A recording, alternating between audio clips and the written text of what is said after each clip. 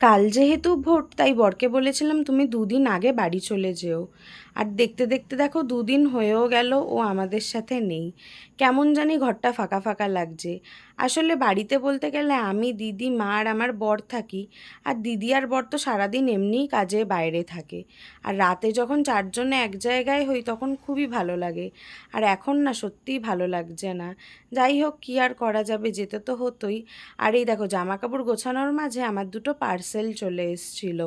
আর এদিকে কিন্তু আমার জামা কাপড়ও গোছানো হয়ে গেছে।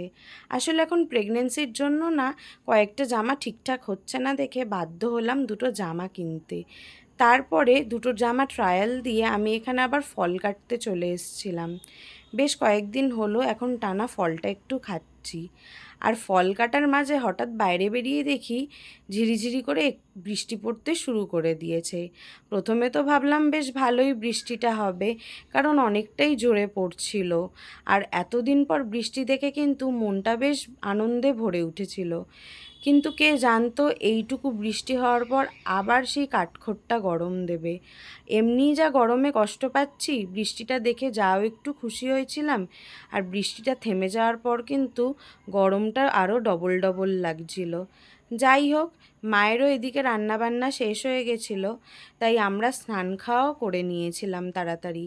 আর আজকে না, খাওয়া দাওয়ার শেষে একটু মিষ্টি দই খেয়েছিলাম। আমি সচরাচর মিষ্টি দই খুব একটা পছন্দ করি না, তবে এখন না, এই সময় আমার একটু মিষ্টি মিষ্টি খাবার খেতেই বেশ ভালো লাগছে। আর খাওয়া দাওয়া শেষে কিন্তু আমি ওষুধও খেয়েছি। আর এই যে যতটা পারি এখন জানো তো, জলটা বেশি বেশি করে খাওয়ারই চেষ্টা করি। আর সবশেষে আজকে একটুখানি তরমুজ কেটে নিয়েছিলাম, তো সেটাই খেয়েছি।